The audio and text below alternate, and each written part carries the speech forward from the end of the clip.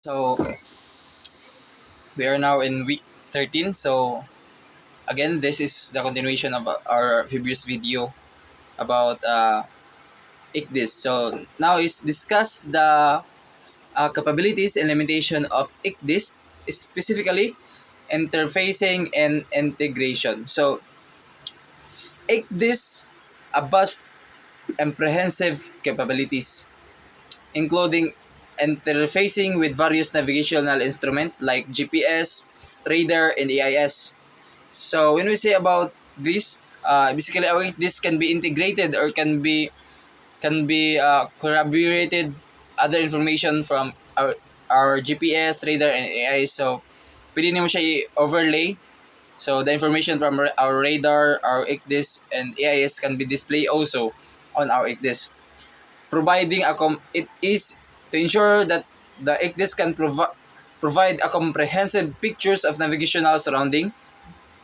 It can also integrate with other onboard systems like voyage data recording and autopilot, teaming operation and enhanced safety. However, ICDIS relies on accurate and up-to-date data, which can be limitation if charts are not properly maintained or if there are discrepancy between the electronic chart and uh, reality. So maaari siya our this also can be various, maaari siya ma-degrade if ever na daatay data for specific voyage nga wala na nahatag nato.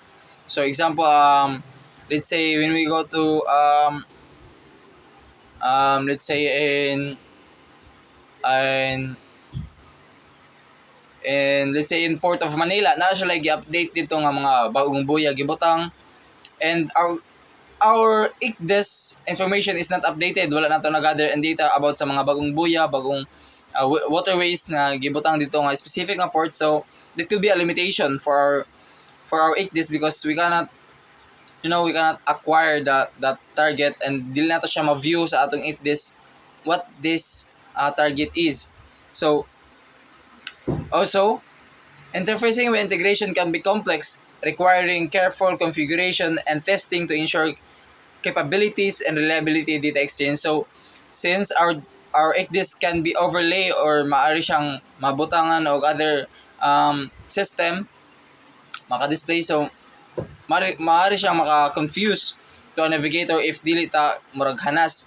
And then, while ICDIS is offering significant advantage, it is essential to maintain traditional navigational skills and healthy skip optimistic towards technology, ensuring safe and effective navigation. So, since ang ICDIS nga provide na siya sa tanan, so na siya limitation. Also, one of the disadvantages of ICDIS and other navigational information board is they require electronic power. So, if example nga mag-blackout ang barko, there is no electric source, supply power. So, you cannot operate the vessel using your ICDIS. So it is also important for us, for us future mariner and for the mariners to have these skills that not relying on the data given by ICDIS, to have this what we call sense of common and surrounding awareness of how we're going to navigate the vessel